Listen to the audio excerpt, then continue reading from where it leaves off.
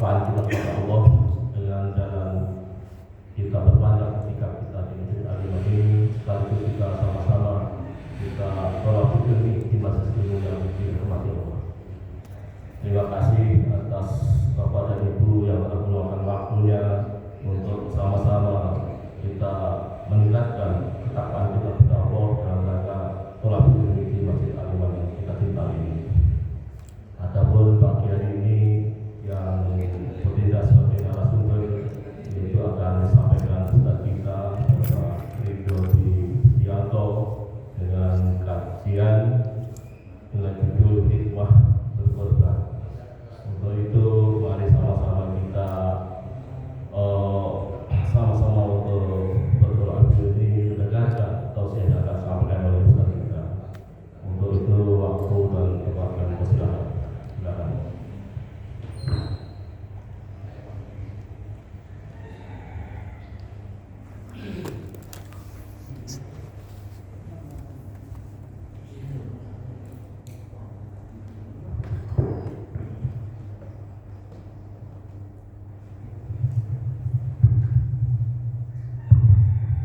Bismillahirrahmanirrahim. Assalamualaikum warahmatullahi wabarakatuh. Waalaikumsalam warahmatullahi wabarakatuh. Innalhamdulillah nahmaduhu wa nasta'inuhu wa nastaghfiruh wa na'udzu billahi min shururi anfusina wa min sayyiati a'malina. May yahdihillahu fala mudilla lahu wa may yudlilhu fala hadiya lahu. Asyhadu an la ilaha illallah wahdahu la syarika lah wa asyhadu anna Muhammadan 'abduhu wa rasuluh la nabiyya ba'dahu. Allahumma shalli wa sallim wa barik ala sayyidina Muhammadin wa ala alihi wa sahbihi ajma'in. Rabbi shrah li sadri wa yassir li amri wahlul 'uqdatam min lisani yafqahu qawli. Amma ba'd. Bapak Ibu jamaah Masjid Al-Iman Bukit Sawang Indah yang dirahmati Allah Subhanahu wa taala. Pertama-tama mari kita panjatkan puji serta syukur kita kepada Allah Subhanahu wa taala di mana pagi ini dan mungkin sepanjang hidup kita sampai saat ini masih diberikan nikmat dan kesempatan, ya, nikmat sehat dan kesempatan untuk bisa berkumpul bersama dengan orang-orang soleh. Semoga sebagaimana kita berkumpul di masjid ini, sebagaimana pula tersebut kita dikumpulkan di surga Allah Subhanahu wa taala. Salawat dan salam semoga selalu tercurahkan kepada Nabi kita Nabi Muhammad SAW. Semoga salawat serta salam ini juga selalu tercurahkan kepada keluarga beliau, sahabat beliau, istri beliau, dan kita selaku umat beliau semoga mendapat syafaat beliau dari pembalasan. Amin amin ya rabbal alamin. Bapak Ibu, jamaah Masjid Al-Iman, pada kesempatan pagi ini izinkan saya untuk berbincang mengenai sebetulnya sesuatu yang ringan, tapi dirasa penting, yaitu hikmah berkurban. Karena kalau kita melihat dari definisi KBBI gitu ya, hikmah itu artinya memetik intisari dari suatu peristiwa. Dan baru saja kita lewati peristiwa Idul Adha atau Hari Raya Kurban. Nah, ini penting untuk kita mungkin menyelami, memetik hikmah-hikmah, pelajaran-pelajaran intisari sebetulnya apa maksud daripada Allah Subhanahu wa taala, apa pelajaran yang Allah sampaikan dari ibadah berkurban. Nah, disclaimer terlebih dahulu bahwa hikmah itu kemampuan seseorang mengambil hikmah itu sesuai dengan kapasitas orang tersebut masing-masing. Jadi ketika dihadapi sebuah permasalahan, suatu kejadian, cara orang memetik hikmah atau daya tangkap seseorang memetik hikmah itu berbeda-beda. Nah, ini adalah versi sepengetahuan Al-Fakir ini yang menyampaikan seperti itu. Nah, jadi yang pertama mungkin konteks bahwa kurban adalah Allah ingin mengajarkan kita untuk membunuh rasa kepemilikan yang ada di dalam diri kita. Nah, ini adalah pelajaran pertama yang saya dapatkan dari hikmah berkurban ini. Sebagaimana kita ketahui bahwasannya Nabi Ibrahim alaihissalam diperintahkan oleh Allah Subhanahu wa taala untuk menyembelih Ismail alaihissalam. Nah, dengan ketaatan tersebut Nabi Ibrahim alaihissalam melakukan perintah yang Allah perintahkan, begitu ya. Nah, hakikatnya ketika Nabi Ibrahim alaihissalam melakukan perintah kurban tersebut, yaitu dengan proses mengikat Nabi Ismail alaihissalam, membawanya ke atas gunung, lalu mulai menempelkan belati yang sudah diasah sedemikian tajam untuk dapat menyembelih Ismail. Dan yang kita ketahui bersama bahwa sembelihan tersebut akhirnya diganti oleh Allah Subhanahu wa taala dengan seekor kambing gitu ya. Nah, kibas. Nah, ini kalau misalnya memang hakikatnya konteks dari Allah Subhanahu wa taala ingin membunuh Ismail di ketika itu, tentu Nabi Ismail alaihissalam sudah meninggal ketika itu. Nah, nyatanya adalah Nabi Ismail alaihissalam digantikan oleh seekor kibas. Nah, apa sebetulnya pelajaran yang bisa didapatkan dari kisah tersebut? Bahwa sebenarnya Allah Subhanahu wa taala ingin memberikan pelajaran lain, yaitu Nabi Ibrahim alaihissalam itu diperintahkan Allah bukan untuk membunuh Nabi Ismail, tapi membunuh rasa kepemilikan atas anak tersebut. Nah, ini adalah sebuah renungan yang sangat dalam bagi saya terutama ya. Bahwasannya sebetulnya seringkali kita dibelenggu oleh rasa kepemilikan tersebut. Padahal sudah jelas-jelas Allah Subhanahu wa taala berfirman. Tadi yang disampaikan juga salah satunya dari imam kita nih ya. Tadi disampaikan lillahi ma fis samawati wa ma fil ardi. Ayat pertama tuh saya pas lewat, tepat ini pas banget benar gitu ya. Bahwa segala sesuatunya milik Allah lah, apa yang ada di langit dan apa yang ada di bumi. Keluarga kita, harta kita, jabatan kita, bahkan diri kita yang ada ini, itu sejatinya adalah milik Allah Subhanahu wa taala yang dititipkan kepada kita. Makanya sebagaimana konteks titipan, maka kita akan dimintai pertanggungjawaban. Kalau misalnya ini laptop punya saya, ini hilang, ya tanggung jawab saya, suka-suka saya, karena ini milik saya gitu ya. Tapi ketika konteksnya adalah titipan semua milik Allah, maka kita akan dimintai pertanggungjawaban oleh Allah Subhanahu wa taala.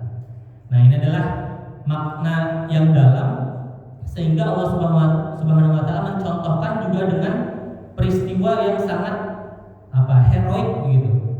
Karena yang dicontohkan itu bukannya Allah Subhanahu wa taala memerintahkan mensedekahkan seluruh harta Nabi Ibrahim, bukan, tapi membunuh anaknya sendiri, di mana yang kita lihat di video-video ada salah satu orang bilang, mau nggak saya kasih 100 juta nih, tapi saya ambil matanya, mau nggak? Nggak mau. Nah, ini bukan mata, bukan ginjal, bukan apa, tapi nyawa yang diambil. Dan nyawanya itu bukan sembarangan nyawa, tapi nyawa dari anaknya yang dinanti-nantikan.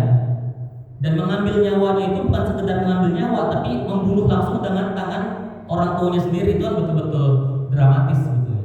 Makanya Allah Subhanahu wa taala, pelajaran yang paling dalam, yang sangat dalam saya dapatkan adalah ingin mengajarkan kita untuk membunuh rasa kepemilikan kita, sehingga kita menyadari bahwa segala sesuatu yang terjadi dalam hidup kita itu adalah kehendak Allah dan merupakan titipan dari Allah Subhanahu wa taala. Dan itu adalah hikmah atau pelajaran yang saya dapatkan dalam peristiwa berkurban yang pertama. Dan ini mungkin sebagai pelajaran untuk saya juga gitu ya. Yang kedua, hikmah dari ibadah berkurban adalah kita diminta oleh Allah Subhanahu wa taala berkurban dengan apa yang paling kita cintai. Sebagaimana tadi disebutkan, Nabi Ibrahim alaihissalam berdoa kepada Allah, meminta, berharap keturunan dari Allah Subhanahu wa taala, dan diberikan. Akhirnya keturunan yang ditunggu-tunggu tersebut diminta lagi oleh Allah Subhanahu wa taala. Maka pelajaran yang kedua yang kita dapatkan adalah kita diminta oleh Allah berkorban dengan apa yang paling kita cintai. Dan ini adalah Allah abadikan dalam Quran surat Ali Imran ayat 92. A'udzubillahi minasyaitonirrajim. Bismillahirrahmanirrahim. Lan tanalul birra hatta tunfiqu mimma tuhibbun wa ma tunfiqu min syai'in fa innallaha bihi alim. Artinya, kamu sekali-kali tidak sampai kepada kebajikan yang sempurna sebelum kamu menafkahkan sebagian harta yang kamu cintai, dan apa saja yang kamu nafkahkan, maka sesungguhnya Allah mengetahuinya. Jadi tidak sampai kebajikan yang sempurna gitu jika kita tidak menafkahkan sebagian harta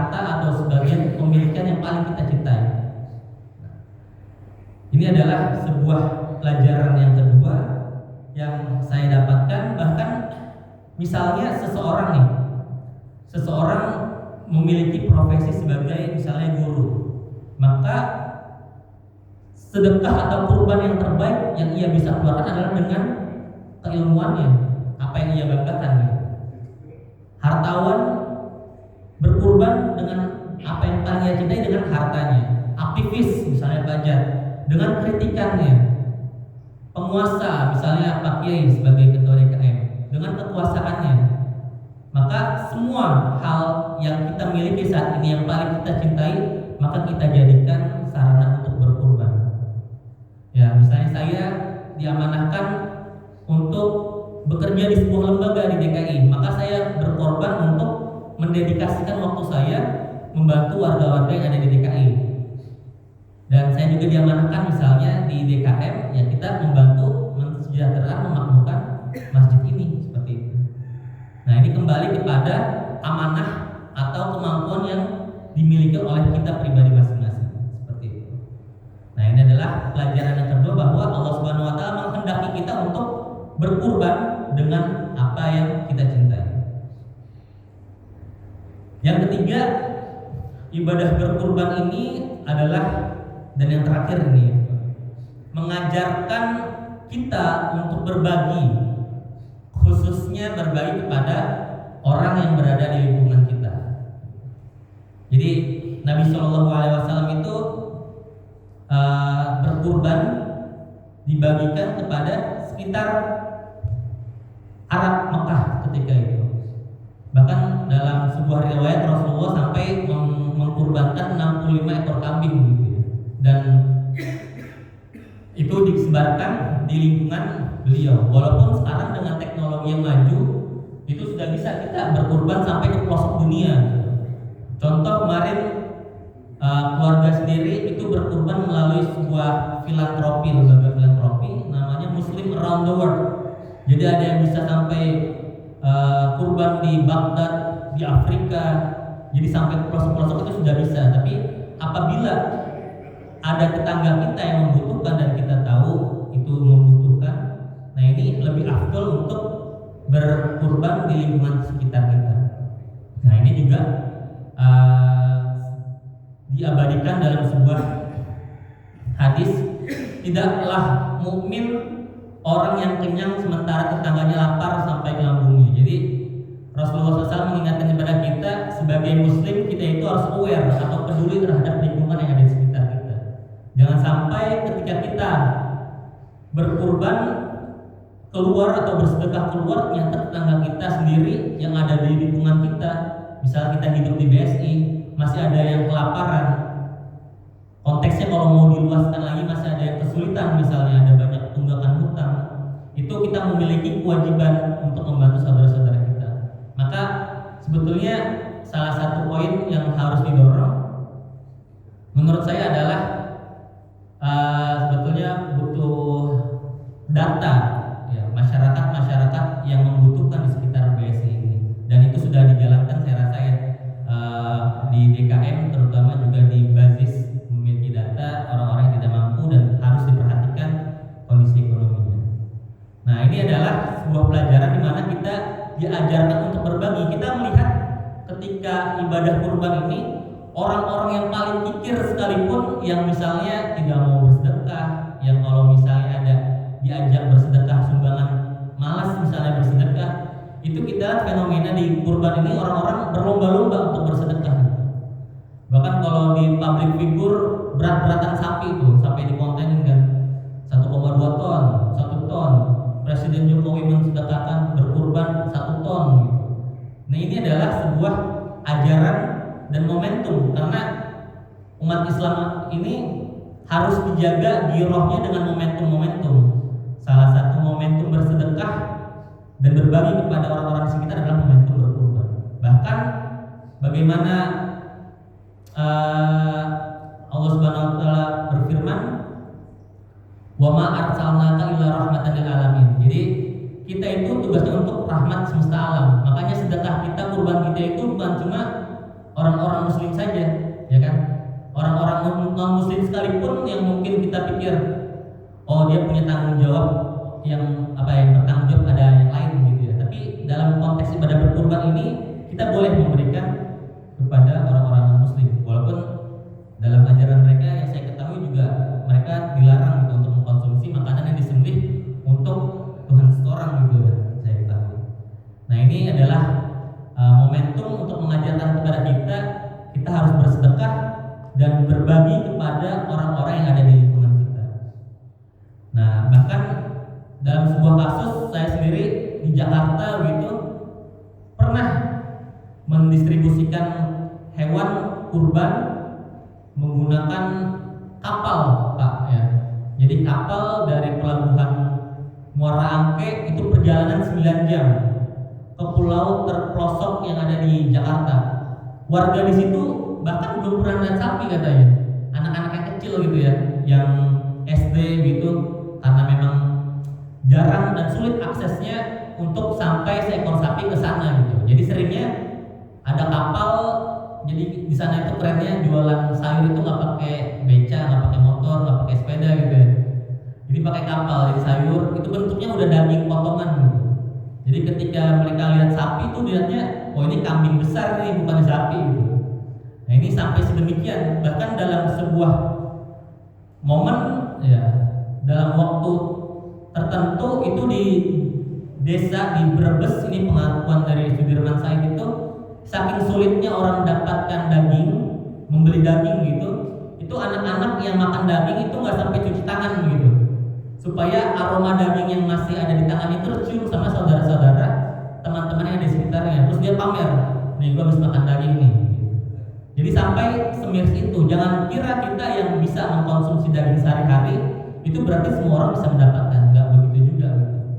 Ya barangkali juga di BSI ini orang-orang yang bisa memakan daging itu hanya momen-momen tertentu saja, bisa jadi gitu kan.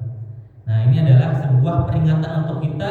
Mari kita peduli terhadap orang-orang yang ada di sekitar kita, baik muslim maupun non muslim. Karena tadi Allah Subhanahu Wa Taala memerintahkan kita untuk menjadi rahmat untuk semesta alam, bukan rahmat untuk orang-orang muslim saja, tapi semesta alam, seperti itu. Nah ini adalah hikmah yang saya dapatkan dari proses ibadah berkurban. Tadi yang pertama adalah hikmah yang pertama yaitu membunuh rasa kepemilikan yang kita miliki. Lalu yang kedua adalah berkurban dengan apa yang kita cintai sesuai dengan kapasitas dan kemampuan yang kita miliki.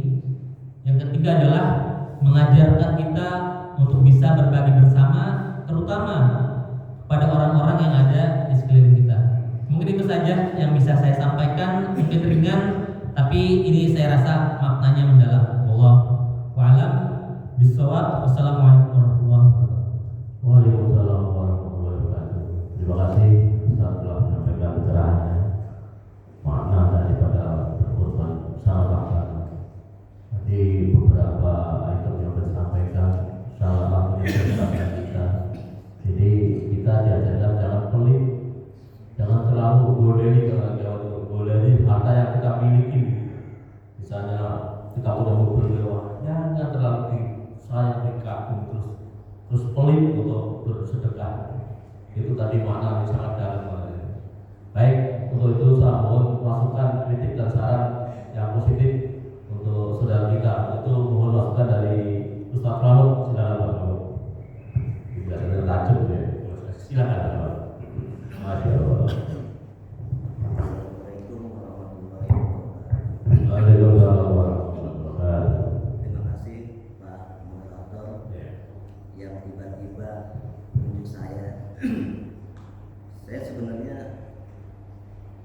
hari ini kagum karena disampaikan hal-hal yang memang hikmah ini jarang orang tahu. Karena biasanya orang tuh dapat hikmah bukan depanan, belakangan. Sehingga penting bagi kita untuk belajar hikmah. Seperti yang disampaikan bahwa kurban itu yang pertama membunuh bahwa kita tuh bukan pemilik, yang pemilik adalah Allah.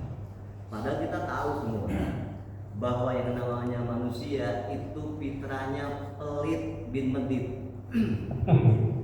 Jadi pelit manusia dan serakah. Udah dikasih gunung satu, emas di gunung, pengen dapat 2 emas gunung. Pengen lagi dapat 3. Kapan dia berhenti? Ketika dia udah makan.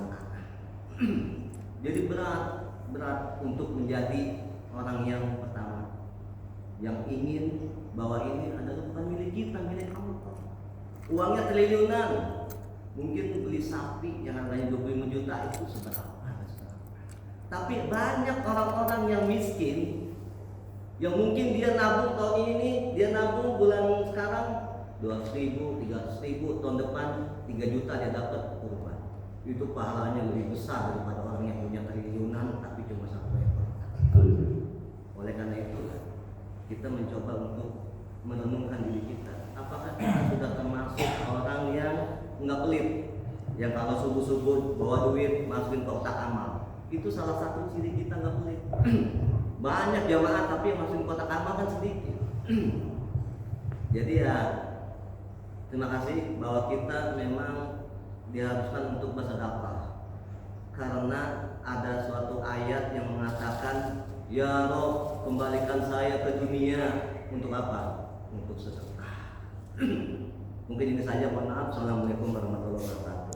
Waalaikumsalam warahmatullahi wabarakatuh. Terima kasih Pak Selamat telah mengingatkan kita, jadi jangan pelit. Baik, terima kasih.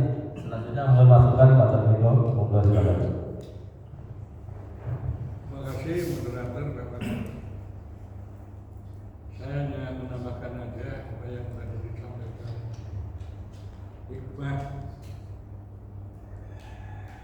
Jadi Mas Ridho, sebelum peristiwa penyembelihan perintah Nabi Ismail, masyarakat zaman dulu itu kalau sesembahan, kalau berkorban itu manusia 3.000 sebelum Masehi. Kan banyak film-film barat yang sesembahannya manusia. Jadi melalui Nabi Ibrahim itu bahwa sesembahan manusia itu salah, hanya diganti oleh binatang. Yang kedua, bahwa dalam diri manusia itu ada sifat kebinatangan. Nah, sifat-sifat kebinatangan itu disalurkan melalui korban, sehingga disunahkan si pemberi korban itu melihat saat penyembelihan. Ada di samping kemanusiaan ada sifat kebinatangan, itu disalurkan. Dan terakhir,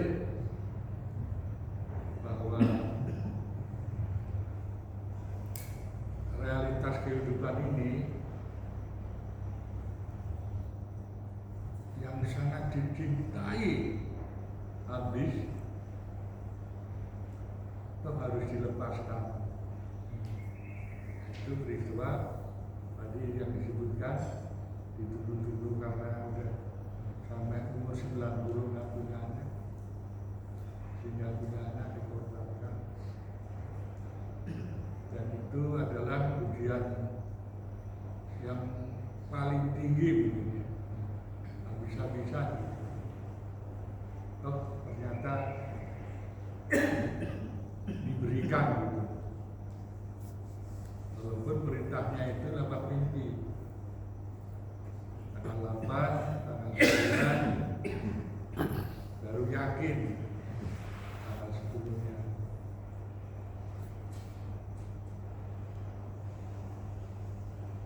Dalam kehidupan kita sehari-hari,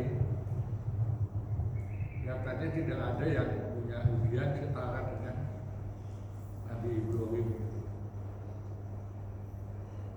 Paling ujian kita itu dibikin menderita, bikin kekurangan disebutkan dalam Al-Baqarah 155 kalau nggak salah. Ujiannya itu diberi kekurangan, kesusahan, tapi banyak juga yang nggak lulus. Sehingga kisah Nabi Ibrahim itu memberikan satu makna yang dalam bahwa hidup ini selalu terbalik, ada saatnya di bawah, ada saatnya di atas, ada saatnya gelap, ada saatnya gelap. Saya kira itu Bapak Rak. Terima kasih. Assalamualaikum warahmatullahi wabarakatuh. Waalaikumsalam warahmatullahi wabarakatuh. Terima kasih Wajah telah melengkapi daripada judul hikmah daripada berkorban. Terima kasih Mas Baru. Sedikit masukan dari guru kita, orang tua kita. Monggo. Langsung aja. Ya, silakan. Pertama dari sisi penampilan ya kan ya. Nah ini yang dikatakan komunikasi itu ya.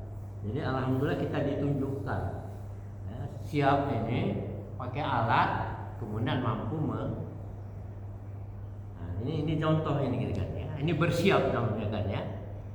Nah, walaupun dia bacanya sambil, tapi kalau baca lihat begini, jadi dengan cara-cara tertentu disiapkan, kemudian disampaikan. Nah, alhamdulillah. Dan kita melihatnya bagus-bagus kan gitu kan ya. Saya melihat dari sisi itu ya. Jadi secara komunikasi, masya Allah, ya. Jadi antum sudah mengajar kita kan ya, siap. Orang bicara itu siap.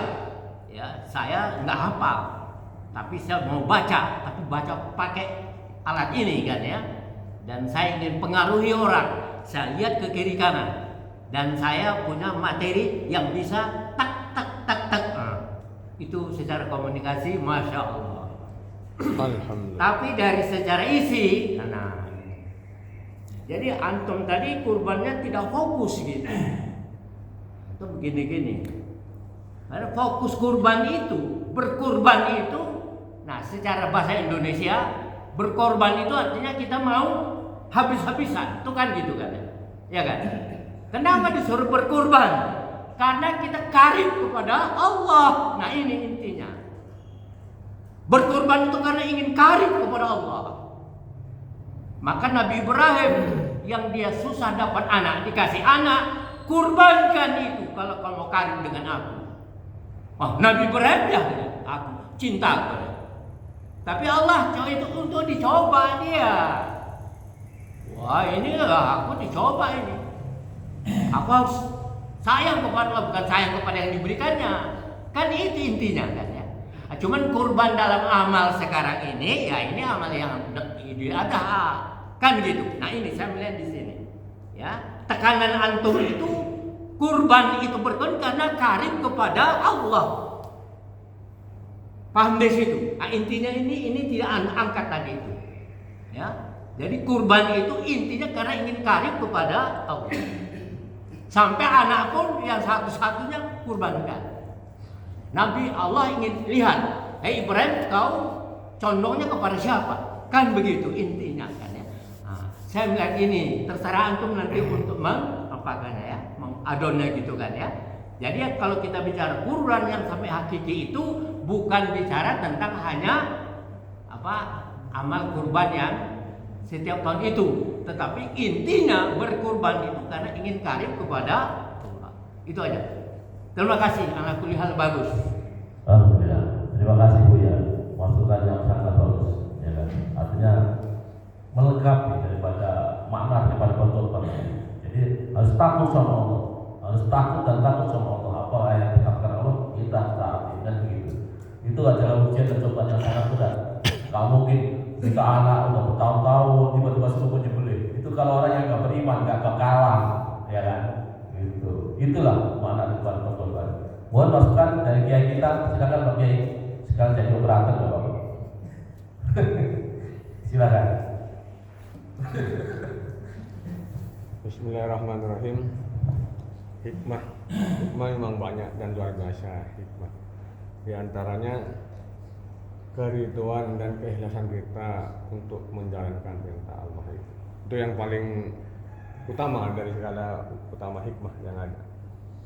Walaupun sekalipun kita diperintahkan untuk mengorbankan anak kita, mungkin untuk kita nggak mungkin Mas Ridho disuruh mengorbankan Hamas yang nggak mungkin, Masih berat. kan. Duniawinya masih kuat. Nah, yang perlu digarisbawahi juga bahwa perkataan Nabi Ibrahim, qala ya bunayya inni ara fil manam. Dimaksud ara, bermimpi tapi melihat. Dalam mimpinya itu bukan hanya sekedar mimpi seperti mimpinya orang awam, orang kebanyakan, tapi ya melihat. Seperti Nabi Yusuf juga, ini ra'aitu ahada asyara kawkaba wa syamsa wal qamar, itu melihat. Bukan, kalau mimpi yang sebenarnya yang kita alami itu ihtilam namanya. Dalam kitab-kitab itu ihtilam, bukan melihat.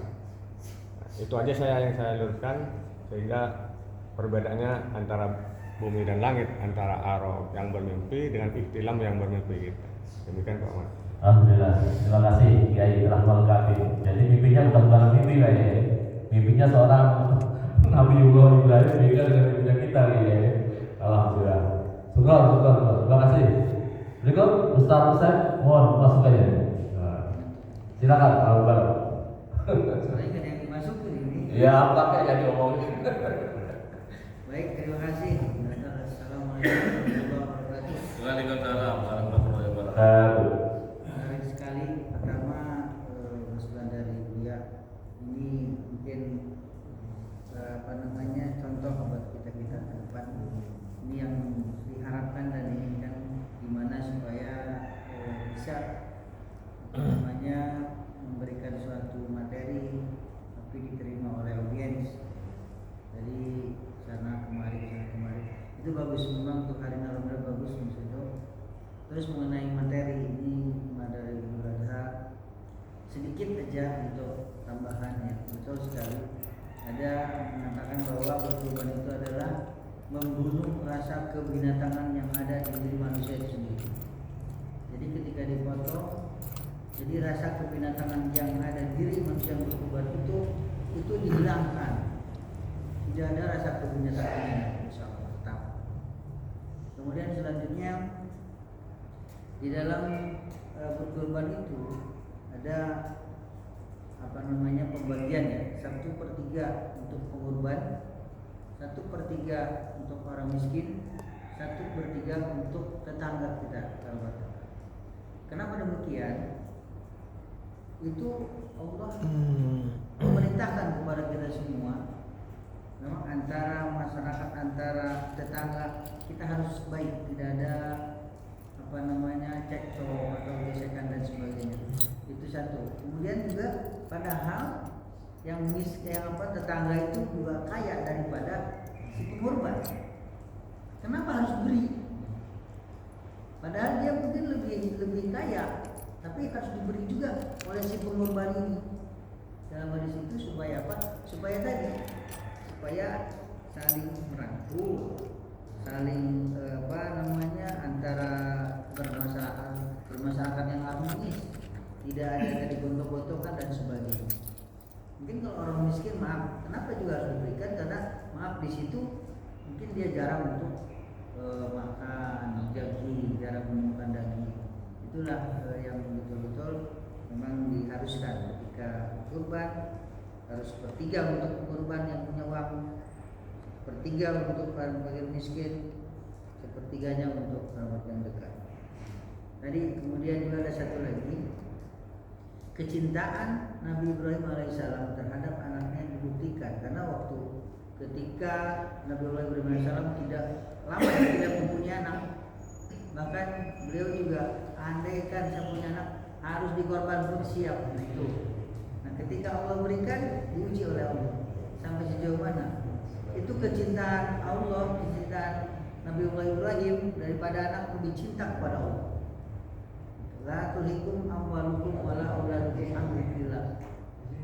Jangan kau lalai dari menyembah Allah itu dengan hartamu, anakmu.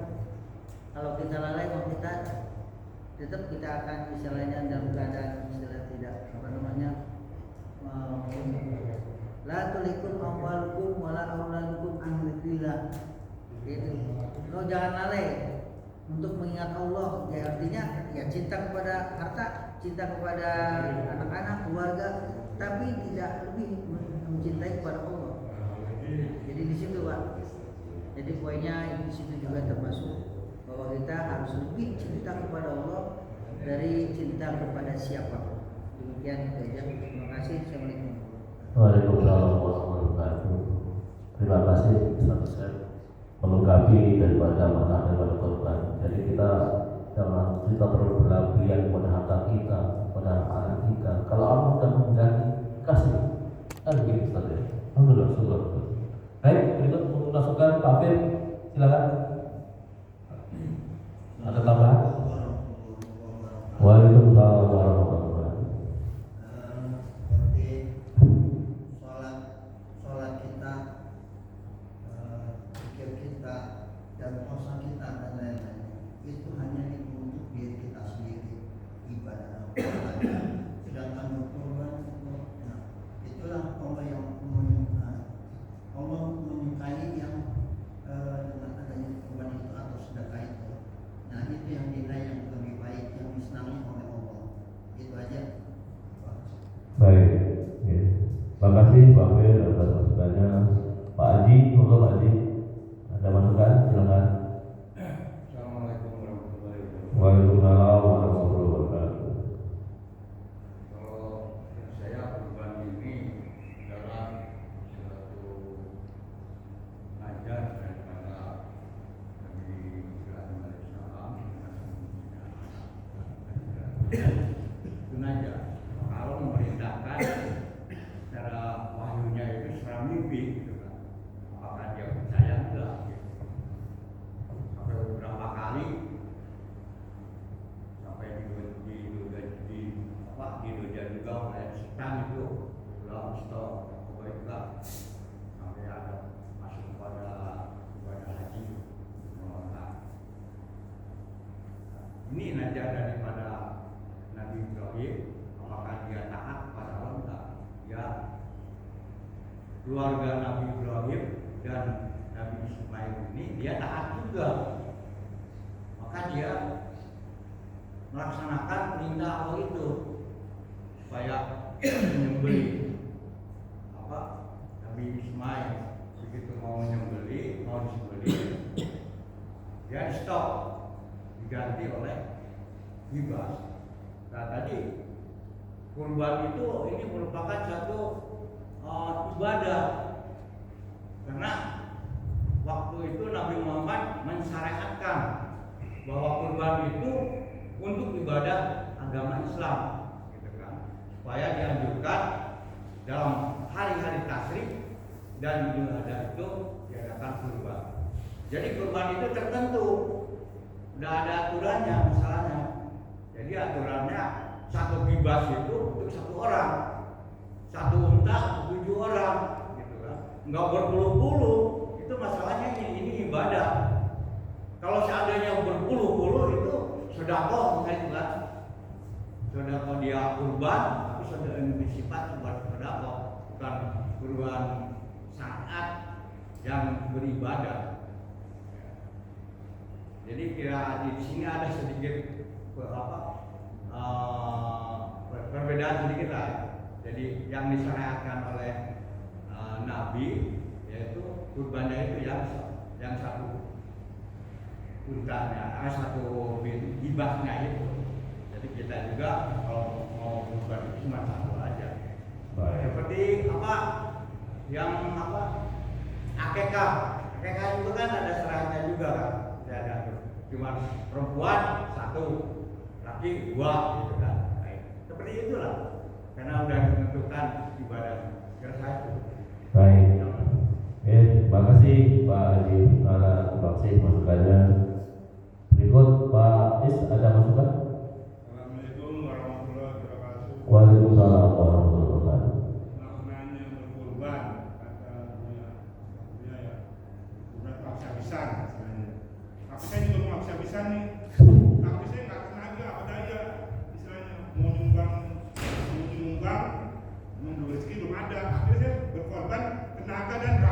Alhamdulillah. Jadi bukan bukan perasaan. Gerakan perasaan. Gerakan apa? Saya injak daging. Itu kan udah korban juga tuh. Iya. Nah, kalau perasaan dapat sedikit. Karena kita kan nggak yang dikomplain kan terbatas. Kalau masalah yang korban itu ya, memang dia udah dikasih rezeki mau apa kali ya? Kita belum. Iya. Udah niat, saya udah niat, tapi Iya. belum sampai. Paham nggak? Karena tahun depan Dia udah saya niat, nah belum sampai rezekinya udah dikasih sama Allah. Insya Allah. Insya Allah. Sehatnya sudah alhamdulillah. Iya. Alhamdulillah. Insya Allah nanti kalau ada rezeki nggak pernah bisa bicara. Insya Allah. Baik, terima kasih. Nah itu ada masukan? Waalaikumsalam warahmatullahi wabarakatuh. Bagus penyampaiannya. Alhamdulillah. Contoh-contoh yang diperdekan bagus juga, bisa dicerna, nggak begitu ribet gitu. Hikmah dari itu kan, hikmah dari Allah itu kan sudah ikhlas kan, Nggak ribet. sesuai dengan ridho. Nah, ridho. Oke, terima kasih Pak Kiai. Oke, Pak. Terima kasih Pak. Berikut Pak Yanto, silakan ada masukan Pak? Oh tidak, baiklah. Begitu tadi masukan dari rekan-rekan semua. Terima kasih atas masukannya. Mungkin nanti akan respon dari Mas Edo. Silakan.